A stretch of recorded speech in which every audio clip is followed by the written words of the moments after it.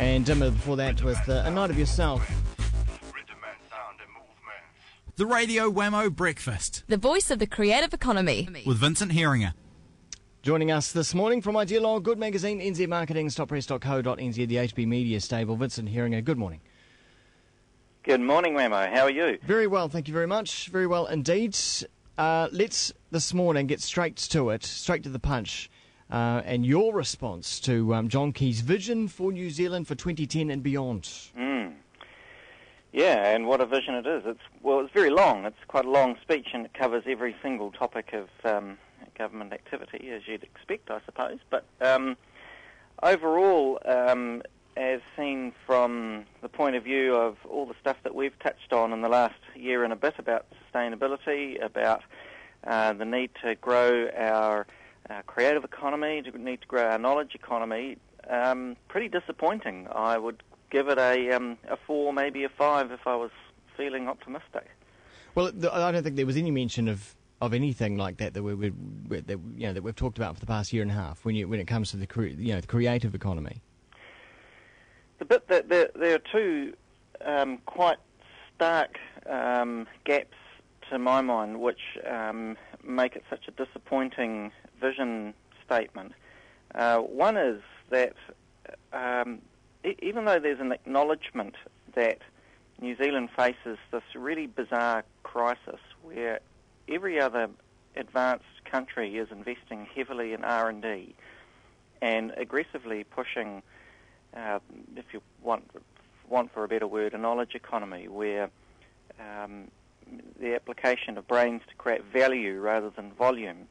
In Denmark and in Ireland and in Finland and Norway, countries that are kind of similar to us, that is the single-minded pursuit, is to pursue a knowledge economy. And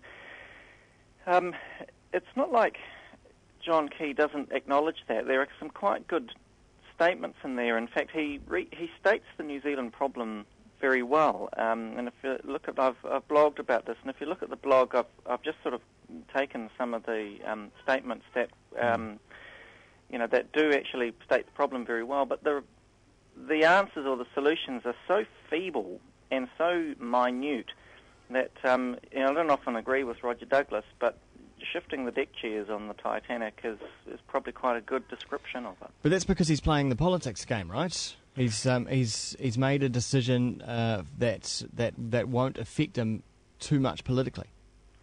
I guess that's right. We're really seeing the measure of the man, that he is a very careful, conservative man. And I guess, in his defence, what he's saying is we are not in a position to do radical spending, to do radical change. We're going to make a whole series of small changes across the whole economy, which altogether make a coherent picture.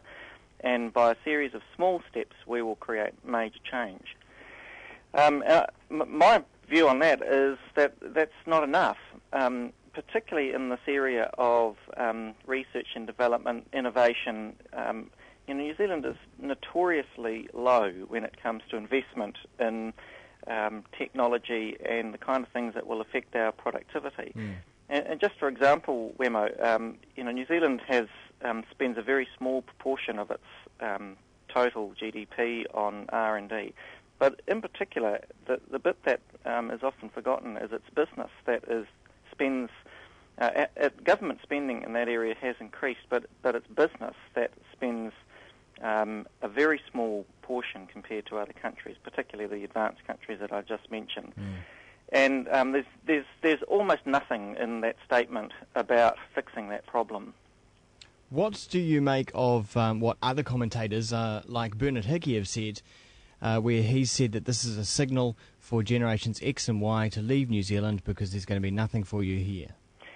So if I understand Bernard's comments, he's really focused there on changes to tax around property.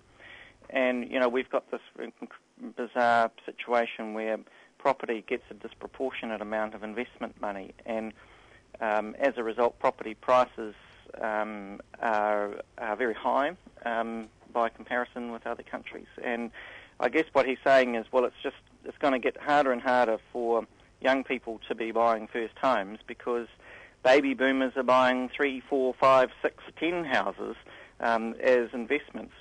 In Australia, the investment spread is much more even, and in particular towards productive areas like the share market. So yeah, I completely agree with him, and the attack on property investors is completely feeble, and just fits, I guess, into this what you're saying, this picture of a very timid conservative government that doesn't want to upset the people that it serves, which is urban baby boomers and farmers. Well, and what about what about this divide between? So let's say the National Party and where they're going, and the Greens and what they think about the future of New Zealand. I was just talking to Russell Norman this morning, and he was saying that there's a big difference between this idea of wealth and prosperity. The Greens are talking about prosperity, and that is the quality of life, the environment that you live in. It all makes up how you live your life, whereas what John Key's talking about is wealth and GDP and economic growth. Yeah, well, I don't see them necessarily being in conflict because, for us to have a decent health and education system and a transport system and so on, we obviously need wealth, and it's no surprise that, some of the places that I mentioned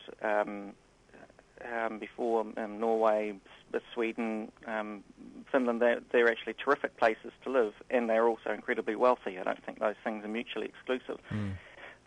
But to the point about sustainability, that I don't even think the S word appears in that statement. And there are some really notable emissions and also quite aggressive attacks on the idea of a clean, green economy. I mean, there's the obvious ones, such as opening the conservation estate to mining, the increase in irrigation of the Canterbury Plains. I wouldn't be surprised if, we see more of the Mackenzie country turned into farmland.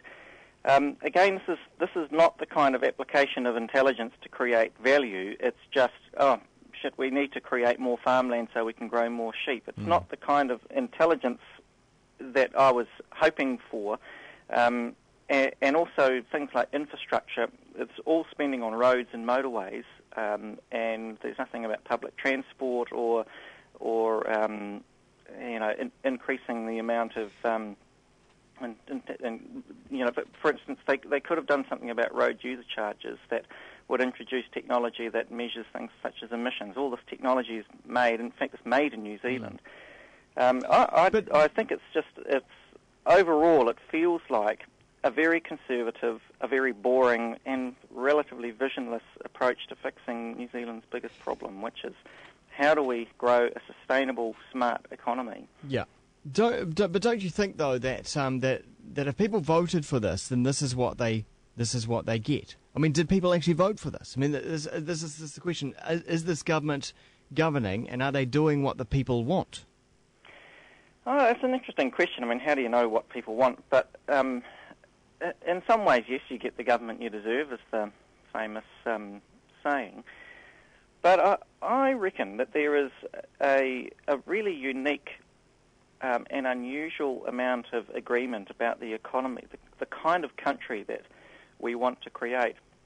And the firestorm of protest that came right across the political spectrum about the idea of caged and barn farming animals in the Mackenzie country was a really good example of how New Zealanders have a very strong sense of what New Zealand is all about. And it without it being too cliched, it is clean green, it's innovative, it's ingenious, it's independent, and it's and hopefully rich. And I know that those are all our wish lists, but there is a real opportunity to, and he's got enormous political capital now with the agreement from his minor parties, to actually set forth a vision that excites people, and a whole series of very small changes, all of which will annoy a whole lot of people along the way, without a kind of an overall sort of excitement about well, let's take a phrase, 100% pure. It's a phrase that government could so own as the Minister of Tourism. They've already signalled that they like the phrase from a tourism point of view. What a brilliant idea to unite a whole sort of imagination about New Zealand and then a series of steps to get there. But instead, all you see is tinkering. Well, tinkering and Jerry Brownlee with his mining hat on. Yeah, how disappointing is that? Well, maybe 98% pure is okay. Yeah, thanks very much, Vincent. Pleasure, Wammo. Vincent Heeringa with his response to John Key's plans for 2010 and beyond from the HB Media stable, particularly ideologue.co.nz.